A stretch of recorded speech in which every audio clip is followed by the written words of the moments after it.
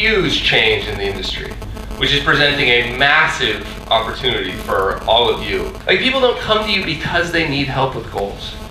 They come to you because they've got an emergency. And the emergency generally, the acute problem generally is like, I'm bleeding, right? I've got this pool of money I need help investing in.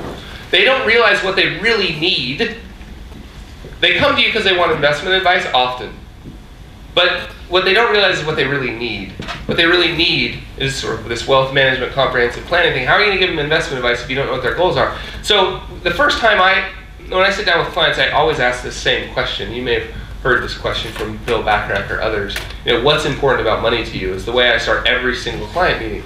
We're borrowing money from Grandma to buy infospace.com here, and now we're selling us. It's the only thing Americans buy stocks. The only thing Americans, I'm sure this works everywhere, but the only thing Americans buy when they're marked up and sell when they're on sale. Right? And we do it over and over and over. Now, all of this, the reason I'm telling you these stories, and the next one too, is I'm telling you people are begging for you to make this simpler. Right? We do our best to appear really smart and complex because we think it's some sort of sign of intellectual prowess, and people don't want it. And now, more than ever, here, particularly all over the world actually, people are being forced to make the most important decisions of their lives. The social structure that they relied on, or their parents or their grandparents relied on, is going away. Now, there's no pension, there's only I don't know what they're referred to, the self-retirement plans, 401ks in the States. Now you've got to make all these decisions, and we go to us, collectively for help, and you don't really help because you just make it more complex. Mom, stocks wiggle more than bonds, and bonds wiggle more than cash. I used the word wiggle. I was like, wow, she understood it. If the fund did 10, and you put money in at the beginning and you left it there for the whole time period, you'd get 10. But nobody invests that way, right? Because we're always looking for the next sort of thing that we should be. So this is what we end up with. We end up with this huge gap. And so I got really excited because I was about to leave the business because I couldn't find this.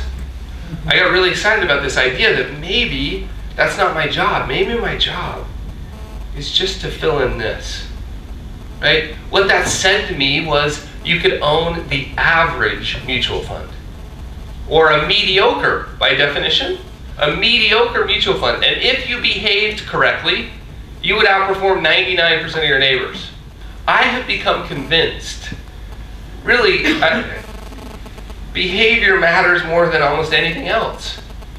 You can build the best portfolio based on the best academic evidence you ever want to, and you can still cut your own fingers off if you're not careful. Now, I think it helps a lot, I mean, like a lot, to have a sound investment portfolio, or a portfolio design, because it's going to be tested, right? And when it's tested, it's nice to be able to say, hey, man, we can just stick with this. It's rational. Here's all the reasons we did it when we were thinking clearly. You sort of pull out your own investment policy statement to walk yourself in off the ledge.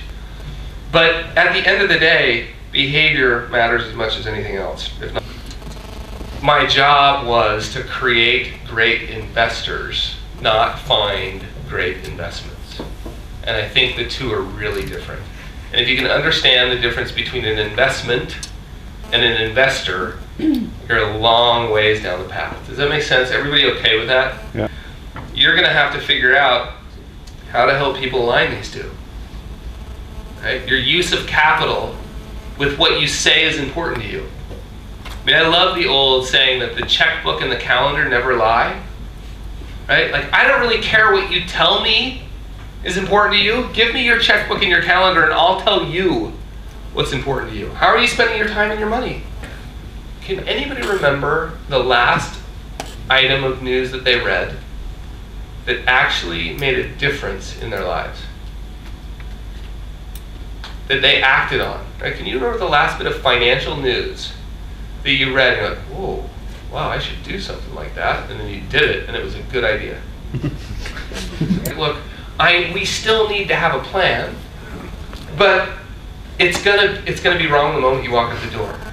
That's why this is a relationship and a process and not a product.